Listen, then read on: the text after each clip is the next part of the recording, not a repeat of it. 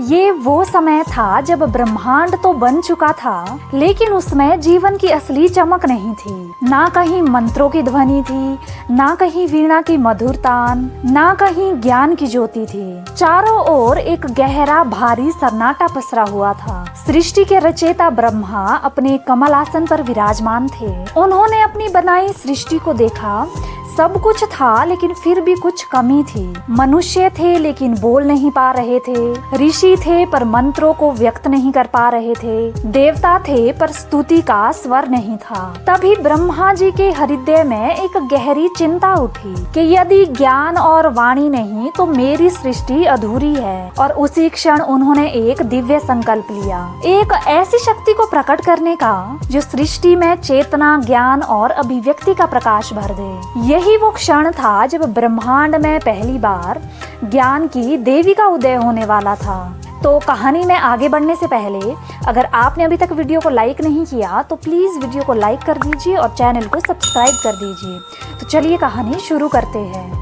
प्राचीन ग्रंथों, विशेषकर स्कंद पुराण और पद्म पुराण में उल्लेख मिलता है कि ब्रह्मा जी ने जब पंचम भूतों से संसार की रचना की तब जीवों में गति तो थी पर बौद्धिक प्रकाश नहीं था। ऋषि ध्यान में लीन थे पर उनके भीतर उठ रहे विचारों के लिए शब्द नहीं थे। मनुष्य देख तो सकते थे पर समझ नहीं पा रहे थे। देवता थे पर स्तुति का भाव व्यक्त नहीं कर पा रहे थे। ये सृष्टि मानो एक ऐसी वीणा थी जिसके तार तो थे पर उनमें स्वर नहीं था। ब्रह्मा जी ने महसूस किया कि सृष्टि को पूर्ण करने के लिए ज्ञान की शक्ति आवश्यक है। तब उन्होंने अपनी दिव्य शक्ति का आवाहन किया। कथा के अनुसार ब्रह्मा जी ने अपने कमंडल का पवित्र जल लिया और ब्रह्मांड में छिड़का। तो जैसे ही वो जल अंतरिक्ष में फैला, आकाश में दिव्य प्रकाश फैल गया। दिशाएं सुगंध से भर गई और उस प्रकाश से प्रकट हुई माँ सरस्वती। उनका स्वरूप अत्यंत मनोहारी और तेजस्वी था। कमल पर विराजमान, श्वेत वस्त्र धारण किए हुए, 4 भुजाएं, एक हाथ में वीणा, दूसरे में वेदों की पुस्तक, तीसरे में जपमाला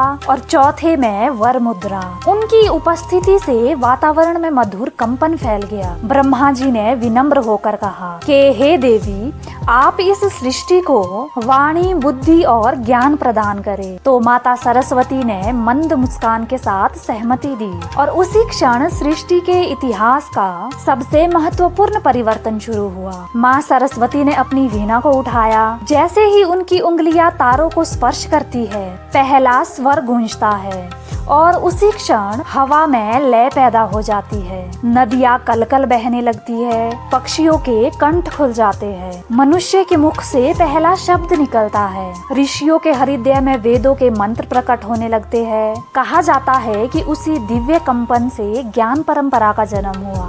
इसीलिए माँ सरस्वती को कहा जाता है वाग देवी, वीणा पाणी, शारदा और भारती।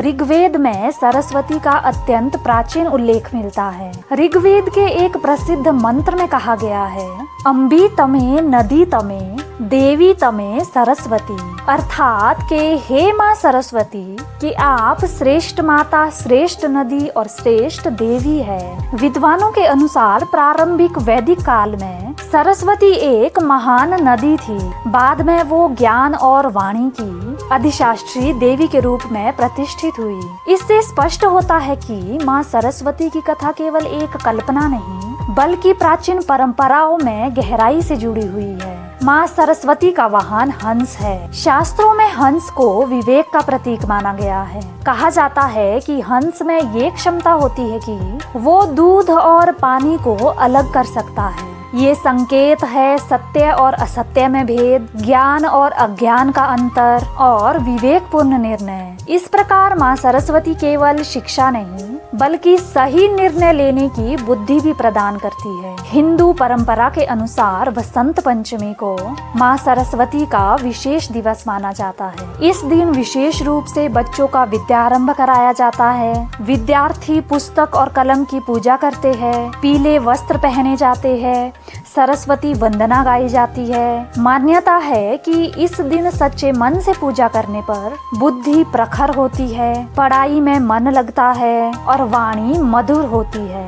प्राचीन परंपरा में महान कवि कालिदास से जुड़ी एक अत्यंत प्रसिद्ध कथा मिलती है। कहा जाता है कि प्रारंभ में कालिदास अत्यंत सामान्य बुद्धि के व्यक्ति थे। कुछ विद्वानों ने उनका अपमान भी किया। अपमान से आहत होकर उन्होंने माँ सरस्वती की कठोर तपस्या की। दिन बीते, सप्ताह बीते, महीने बीत गए। अंततः उनकी भक्ति से प्रसन्न होकर माँ सरस्वती प्रकट हुई तो उन्होंने कालिदास जी को वरदान दिया कि तुम्हारी वाणी में अद्भुत काव्य शक्ति प्रवाहित होगी। इसके बाद कालिदास जी ने ऐसे ऐसे ग्रंथों की रचना की जो आज भी अमर है। मेघदूत, कुमार संभवम, अभिज्ञान शकुंतलम। ये कथा इस बात की प्रतीक है कि सच्ची साधना से बुद्धि जागृत होती है। शास्त्रीय दृष्टि से ब्रह्मा अर्थात सृष्टि, सरस्वती अर्थात ज्ञान, और ज्ञान के बिना सृष्टि अधूरी है। यही कारण है कि हर शुभ कार्य से पहले ज्ञान की देवी का स्मरण किया जाता है। माँ सरस्वती केवल विद्यार्थियों की देवी नहीं है, वो है संगीत की जननी, साहित्य की प्रेरणा, विज्ञान की मूल चेतना, चिंतन की ऊर्जा और कला की आत्मा।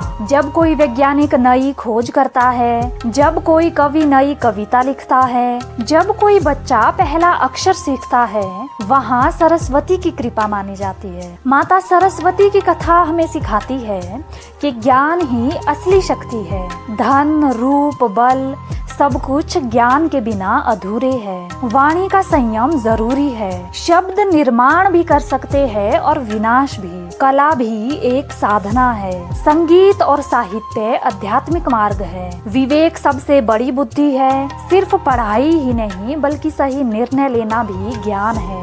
यदि संसार में भाषा न होती, यदि विचार व्यक्त न हो पाते, यदि संगीत न होता तो मानव जीवन कितना नीरस होता। माँ सरस्वती की कथा हमें याद दिलाती है मनुष्य को मनुष्य बनाने वाली शक्ति है ज्ञान। आज भी जब कोई छोटा बच्चा कांपते हुए हाथों से लिखता है, जब कोई विद्यार्थी परीक्षा से पहले आंखें बंद करता है, जब कोई गायक मंच पर पहला सुर लगाता है, जब कोई लेखक खाली कागज को देखता है, तब वो अनजाने में ही सही एक प्रार्थना करता है कि हे माँ सरस्वती मुझे बुद्धि देना। और शायद उसी क्षण कमल पर विराजमान, वीणा हाथ में लिए मंद मुस्कान के साथ ज्ञान की देवी उसे आशीर्वाद देती है। और यही सनातन सत्य है। जहाँ ज्ञान है वहाँ मधुर वाणी है, जहाँ विवेक है वही माता सरस्वती का वास है। तो ये थी माता सरस्वती की कथा।